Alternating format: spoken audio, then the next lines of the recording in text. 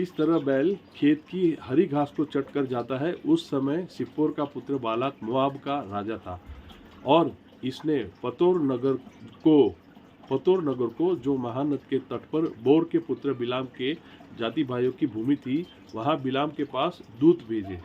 ये बिलाम जो था वो एक नबी था, मतलब भविष्यवक्ता था, जादूगर था, कुछ भी था। तो वो उसके बारे में आगे पढ़ते चलो। तो बिलाम के पास दूत भेजे कि वे यह कहकर उसे बुला लाए कि सुन, एक दल मिस्र से निकल आया है और भूमि उनसे ढक गई है, पूरी भूमि ढक गई है उन लोगों से। 10 लाख 8 10 10 12 लोग, 10 लाख लोग हो गए तो चलेंगे तो भूमि ढक ही जाएगी। और अब वे मेरे सामने ही आकर बस गए हैं, इसलिए आ और उन लोगों को मेरे निमित्त शाप दे। देखो, वो मोआब का जो राजा था, वो ये क्या नाम था इनका, बिलाम बिलाम नाम का जो आदमी था, उसको कहते कि तू हमारे यहाँ पर आ और तू इन लोगों को शाप दे, क्योंकि भाई उनके जादूगर था, या तो फिर वो कोई तांत्रिक था। तो उसके बहुत सारे काम होते थे, तो लोग उसको मानते थे, तभी तो लोग उसको बुलाएंगे ना कि भाई आ जाओ और हमारे इन लोगों को तू श्राप दे।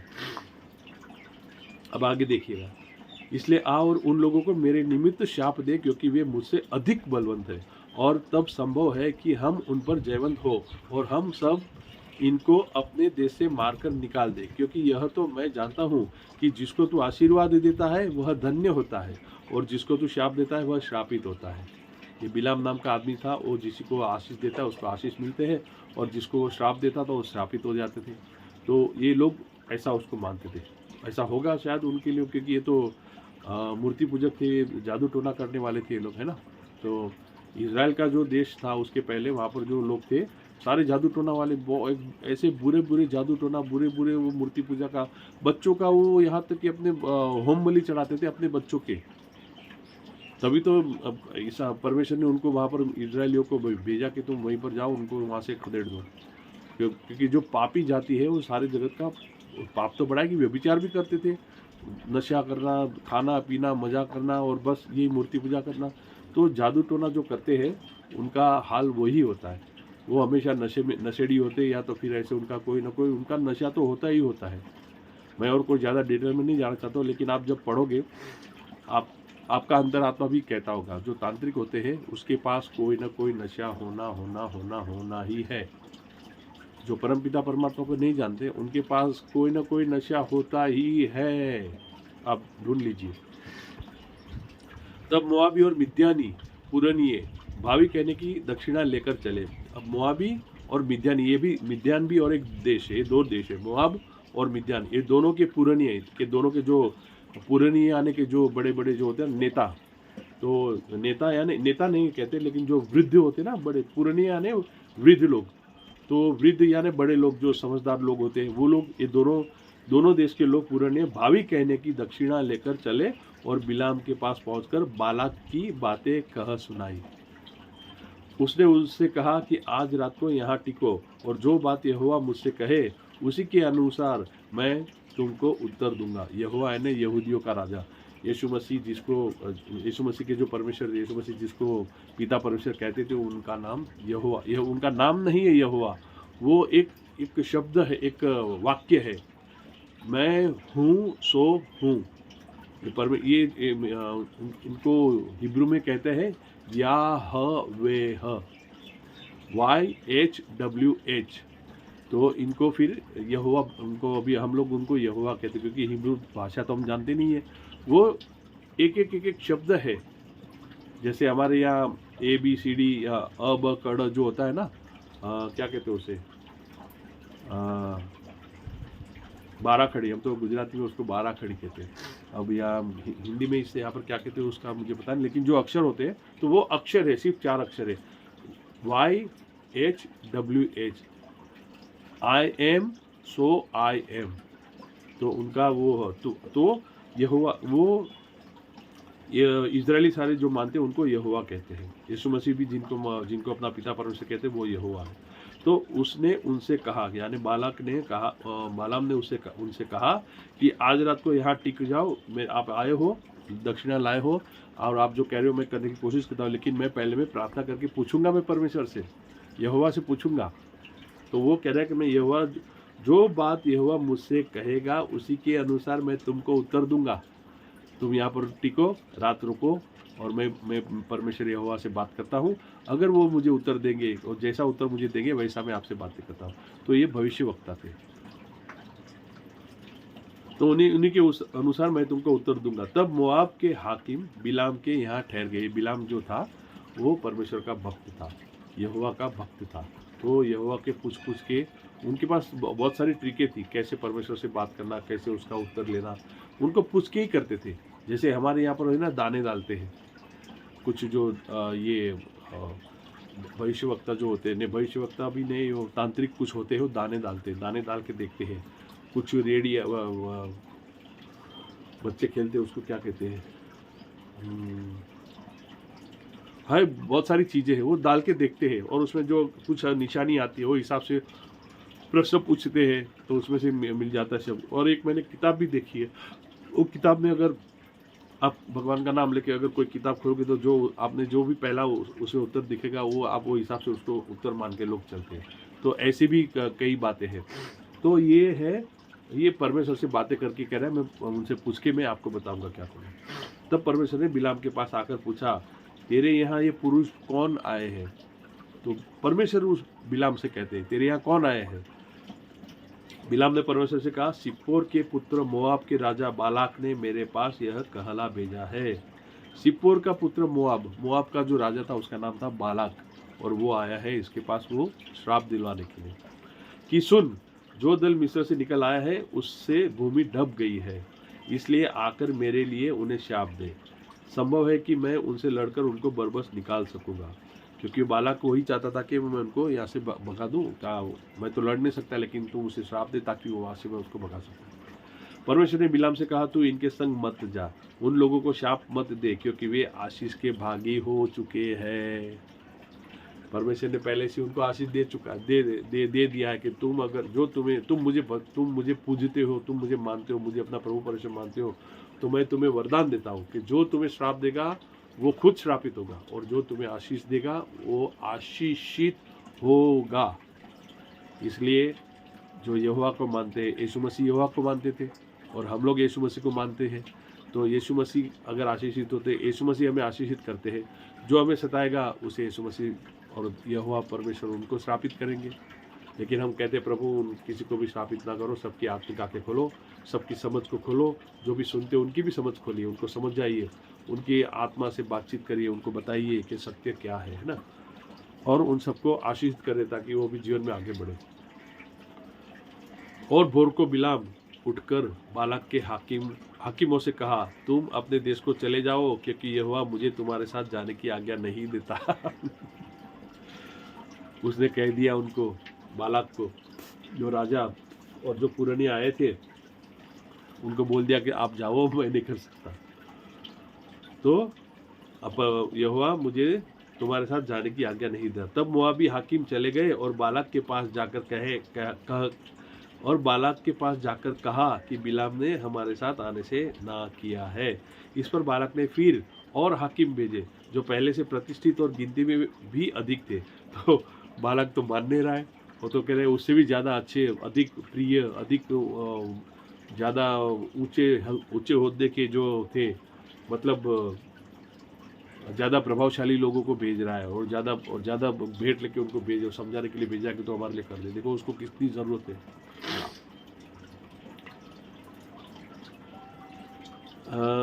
उन्होंने बिलाम के पास आकर कहा कि सिप्पोर के पुत्र बालाक क्यों कहता है कि मेरे पास आने से किसी कारण ना न कर, क्योंकि मैं निश्चय तेरी बड़ी प्रतिष्ठा करूंगा और जो कुछ तू मुझसे कहे वही मैं करूंगा, इसलिए आ और उन लोगों को मेरे निमित्त शाप दे। बिलाम ने बालाक के कर्मचारियों को उत्तर दिया कि चाहे बालाक अपने घर को सोने चांदी से भरकर मुझे दे दे, तो भी मैं अपने परमेश्वर यहोवा की आज्ञा को पलट नहीं सकता कि उसे घटाकर व बढ़ाकर मानूं। देखा, परमेश्वर ने उसे मना किया। वो कह रहा है कि तुम्हारा घर भर के सोना चांदी जवाहरात मुझे दे दो, तो भी मैं नहीं करूँगा, क्योंकि धन दौलत से सुख शांति नहीं आती, धन दौलत से नहीं। लेकिन परमेश्वर की आशीष जिसके घर में है वो कभी भी किसी का बुरा नहीं करेंगे। इसलिए अब तुम लोग आज रात को यहीं टिके रहो, ताकि मैं जान लूँ कि यहोवा मुझसे और क्या कहता है। तो उन्होंने भी इसने बिलाम में इनको भी बोल दिया कि आप आए हो तो आप भी रुक जाओ, दोबारा एक बार पूछ लो। और परमेश्वर ने रात को बिलाम के पास आकर कहा कि यदि वे पुरुष तुझे बुलाने आए हैं तो तू उठकर उनके संग जा, परंतु जो बात मैं तुझसे कहूँ उसी के अनुसार करना। परमेश्वर ने बिलाम को कहा तू जा। देखते हैं अभी इनको भी ये क्या इनका ये है, लेकिन मैं जो कहूँगा वैसे तू उनके साथ करना। तब बिलाम भोर को उठा और अपनी गद्दी पर काठी बांधकर मोआबी हाकिमों के संग चल पड़ा, और उसके जाने के कारण परमेश्वर का कोप भड़क उठा, और यहोवा का दूत उसका विरोध करने के लिए मार्ग रोककर खड़ा हो गया। देखा, वो बिलाम जाने लगा, बिलाम जो भविष्यवक्ता यहोवा को मानने वाला था वो जाने लगा, तो परमेश्वर को गुस्सा आ गया, परमेश्वर क्रोधित हो गए, और वो उसका जो दूत था उसको मार्ग में रोक देता। देखो आगे क्या होता है, कितनी बढ़िया चीज़ है। और उसके जाने के कारण परमेश्वर का कोप भड़क उठा, और यहोवा परमेश्वर का दूत उसका विरोध करने के लिए मार्ग रोककर खड़ा हो गया। वह तो अपनी गद्दी पर सवार होकर जा रहा था, और उसके संग उसके 2 सेवक भी थे। बिलाम के साथ, बिलाम गद्दी पर बैठा था और उसके 2 सेवक भी उसके साथ जा रहे थे। और उस गद्दी को यहोवा के दूत ने हाथ में नंगी तलवार लिए हुए मार्ग में खड़ा दिखाई पड़ा। किसको? गद्दी को वो जो दूत था परमेश्वर का, हाथ में नंगी तलवार लिए खड़ा। जो अदृश्य होता है, ये जो परमेश्वर के जो दूत होते हैं, स्वर्गदूत होते हैं, वो अदृश्य होते हैं, हमें दिखाई नहीं देते। तो ईसा मसीह लोगों के साथ हमेशा स्वर्गदूत होते हैं। जो मसीह लोग नहीं मानते हैं कि उनके साथ स्वर्गदूत नहीं, उनके साथ नहीं होते, लेकिन मैं तो मानता हूँ, हम लोग सब मानते हैं, कई लोग मानते हैं कि हमारे साथ परमेश्वर के स्वर्गदूत हमारे संग संग चलते हैं। तो ये हमारे संग अगर मानते हैं तो आपके संग चलेगा, अगर नहीं मानोगे तो आपके संग नहीं चलेगा। तो हमने कई बार देखा भी है, मैंने भी खुद अनुभव किया है कई बार, एक बार नहीं, कम से कम आज तक तो मैंने कम से कम 1000 बार तो मैंने देखा है, अनुभव किया है। वो भी सारा समय आएगा तो जैसे जैसे याद आते जाएगा मैं आपको बताते जाऊंगा। तो और उस गधी को यहोवा का दूत हाथ में नंगी तलवार लिए मार्ग में खड़ा हुआ दिखाई पड़ा। तब गधी मार्ग छोड़कर खेत में चली गई। गधी ने देख लिया, अरे वो तो है, तो रास्ता छोड़ के खेत में चली गई, रास्ते पे नहीं चल रही थी। तब बिलाम ने गधी को मारा कि वह मार्ग पर फिर आ जाए। वो तो बिलाम जो था वो तो मारेगा ही, वो तो थोड़ी वो जानता है कि उसके साथ बातचीत नहीं कर सकता। तब यहोवा का दूत दाख की बारियों के बीच की गली में, जिसके दोनों ओर बारी की दीवार थी, खड़ा हुआ। तो दाख की बारी में से वो जा रहे थे, तो दोनों साइड में दीवार थी, उसके बीच में वो खड़ा हो गया। यहोवा के दूत को देखकर गधी दीवार से ऐसी सट गई कि बिलाम का पाँव दीवार से दब गया। तब उसने उसको फिर मारा। गधी, अब सामने वो दूत खड़ा है और दीवार है, दोनों साइड में दीवार है, तो गधी दीवार के साथ सटक गई। अब सटक गई तो बालाम बैठा था, उसका पैर दीवार के साथ उसको दब गया, और उसको पैर दब गया, तो उसने दोबारा उसको मारा। तब यहोवा का दूत आगे बढ़कर एक सकेत स्थान पर खड़ा हुआ, जहाँ न तो दाहिनी ओर हटने की जगह थी और न बाई ओर। तो दूत और थोड़ा आगे बढ़ के वहाँ एकदम साकरी जगह थी, वहाँ पर आके खड़ा रह गया। वहाँ दाया भी नहीं जा सकते, बाएं भी कोई नहीं जा सकते।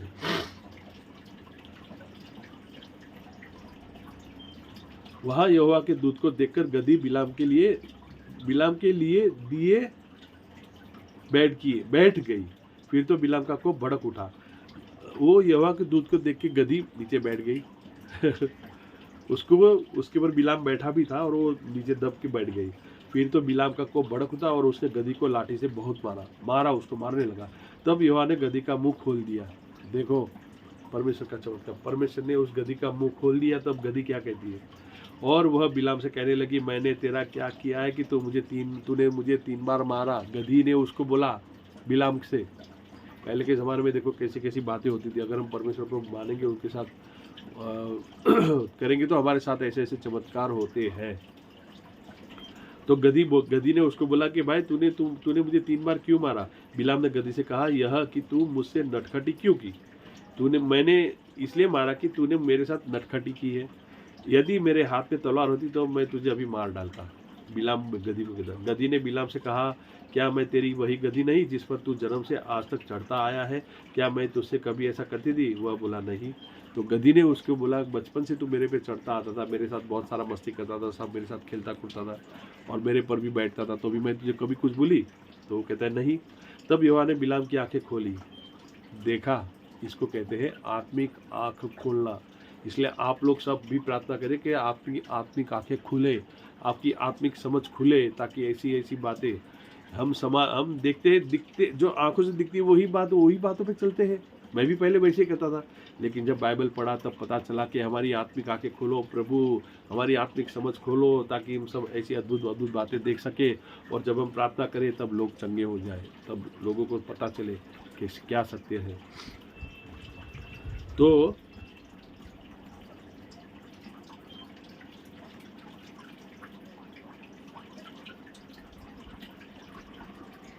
तो यहोवा ने बिलाम की आंखें खोली और उसको यहोवा का दूत हाथ में नंगी तलवार लिए हुए मार्ग में खड़ा दिखाई पड़ा। तब वह झुक गया, उसके सामने झुक गया और मुंह के बल गिर के उसको दंडवत की। देखा, वो स्वर्गदूत के सामने उसने दंडवत की, उसने उसको दिखाई दिया। यहोवा के दूत ने उससे कहा, तूने अपनी गदही को 3 बार क्यों मारा? सुन, तेरा विरोध करने को मैं ही आया हूँ। परमेश्वर ने उसको भेजा, कहता मैं ही आया हूँ तेरा विरोध करने के लिए, इसलिए कि तू मेरे सामने उल्टी चाल चलता है। तो बिलाम को स्वर्गदूत ने बोला, परमेश्वर के दूत ने बोला कि मैं तुझे रोकने के लिए आया हूँ, और क्योंकि तू मेरे सामने उल्टी चाल चलता है। और यह गदही मुझे देखकर मेरे सामने से 3 बार हट गई। स्वर्गदूत उसे बिलाम से कहते हैं कि गदही तो मेरे सामने से 3 बार हट गई, जो वह मेरे सामने से हट न जाती तो निसंदेह अब तक तो तुझको मार ही डालता। कौन कहता है? स्वर्गदूत। किसको मार डालता? बिलाम को। वो कहता है कि अगर ना हट जाती तो मैं तुझे कब का मार देता, परंतु उसको जीवित छोड़ देता। मैं तुझको मार देता लेकिन गदही को तो जीवित छोड़ देता। तब बिलाम ने यहोवा के दूत से कहा, मैंने पाप किया है, मैं नहीं जानता था कि तू मेरा सामना करने को मार्ग में खड़ा है, इसलिए अब यदि तुझे बुरा लगता है तो मैं लौट जाता हूँ। देखा, लातों की बुत बातों से नहीं मानते। प्रभु सॉरी क्षमा करना। यहोवा के दूत ने बिलाम से कहा, इन पुरुषों के संग तू चला जा, परंतु केवल वही बात कहना जो मैं तुझसे कहूँगा। तब बिलाम बालाक के हाकिमों के संग चला गया। परमेश्वर के जब उसको रजामंदी दी तब वो जा रहा है, अब जा रहा है वहाँ पे। यह सुनकर कि बिलाम आ रहा है, बालाक उससे भेंट करने के लिए मोआब के उस नगर तक जो उस देश के अर्नोन वाले सिवाने पर है गया, यानी कि अपने देश की बॉर्डर तक गया हुआ। बालाक ने बिलाम से कहा, क्या मैंने बड़ी आशा से तुझसे नहीं बुलवा भेजा था? फिर तू मेरे पास क्यों नहीं चला आया? क्या मैं इस योग्य नहीं कि सचमुच तेरी उचित प्रतिष्ठा कर सकता? तो वो राजा वो बिलाम से कहता, बालाक, राजा का नाम बालाक है, और वो बिलाम को कहता है कि मैंने तुझे बुलाया तो आया, बहुत भाव खाता था, मैं तेरा सम्मान नहीं कर सकता था? तो सचमुच मैं तेरी उचित प्रतिष्ठा कर सकता था। बिलाम ने बालाक से कहा, देख मैं तेरे पास आया तो हूँ, परंतु अब क्या मैं कुछ कर सकता हूँ? जो बात परमेश्वर मेरे मुंह में डालेगा वही बात मैं कहूँगा। तब बिलाम बालाक के संग संग चला और वे किरियथुसोत तक आया। किरियथुसोत नाम का एक स्थान है, वहाँ तक पहुँचे। और बालाक ने बैल और भेड़ बकरियों को बलि किया। बालाक ने बैल और बकरियों को उसने बलिदान किया और बिलाम और उसके साथ के हाकिमों के पास भेजा। जो उसने बलिदान किया था वो सारा बलि किया हुआ, सारा जो उनका मांस के जो टुकड़े होते थे वो उसके पास भेजा, बिलाम के पास। बिहान को बालाक बिलाम को बालू के ऊंचे स्थानों पर चढ़ा ले गया। बिहान को बालाक राजा था, बिलाम को ऊंचे स्थान यानी ऊंची टेकरी, ऊंची पहाड़ी पर लेके गया और वहां से उसको इजरायली लोग दिखाई